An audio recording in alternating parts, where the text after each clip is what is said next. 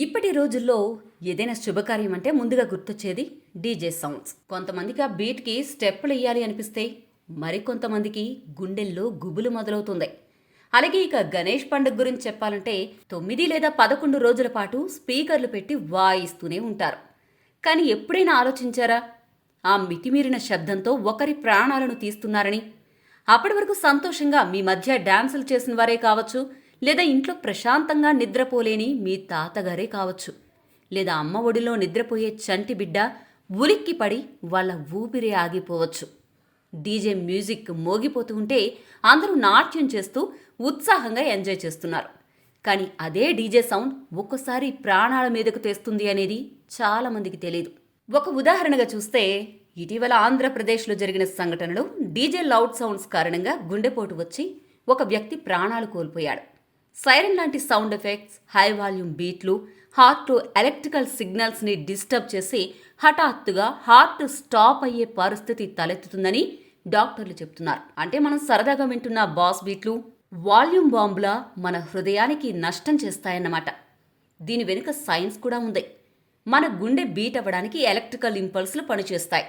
కానీ అతి ఎక్కువ డెసిబెల్స్లో మ్యూజిక్ వింటే ఆ ఇంపల్స్లు గందరగోళానికి గురవుతాయి. ఒక్కసారిగా హృదయం సరిగా స్పందించకపోతే సడన్ కార్డియాక్ అరెస్ట్ వస్తుంది. ఇది కేవలం వృద్ధులకే కాదు, యువకులకు కూడా జరిగే ప్రమాదమే. ఇక మరో రిపోర్టు ప్రకారం లౌడ్ మ్యూజిక్ వల్ల కేవలం హార్ట్ ప్రాబ్లమ్స్ మాత్రమే కాదు, మన మెదడుపై కూడా పెద్ద ప్రభావం ఉంటుంది. చాలా మంది ఇయర్ ఫోన్స్ వేసుకుని గంటల పాటు పాటలు వింటూ ఉంటారు కదా. 90 డెసిబెల్స్ పైగా సౌండ్ ఎక్కువసేపు విన్నారా అనుకోండి, కేవలం వినికిడి సమస్యలే కాదు, స్ట్రెస్ హార్మోన్స్ పెరిగి బీపీ పెరగడం, నిద్రలేమి, డిప్రెషన్ వరకు దారితీస్తాయి. దీర్ఘకాలంలో అల్జీమర్స్, డిమెన్షియా వంటి వ్యాధులకు లింక్ ఉందని పరిశోధనలు చెప్తున్నాయి. మరి దీనికి పరిష్కారం ఏంటి? అది నేను చెప్పగలను, కానీ మీరు పాటిస్తారా? ఇది మన కోసం. దయచేసి వినండి.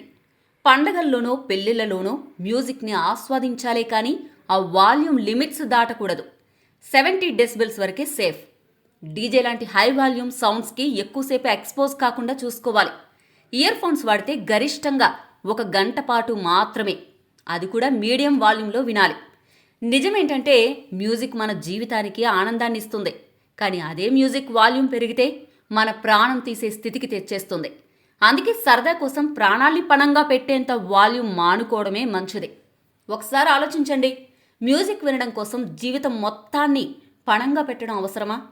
ఒక పాట కోసం ప్రాణం పోవడం, ఒక బీట్ని మనం ఎంజాయ్ చేయడం కోసం ఒక కుటుంబం శాశ్వతంగా ఏడవడం న్యాయమే అంటారా? సంతోషకరమైన సన్నివేశాన్ని విషాదకర పాటగా అస్సలు మార్చకండి.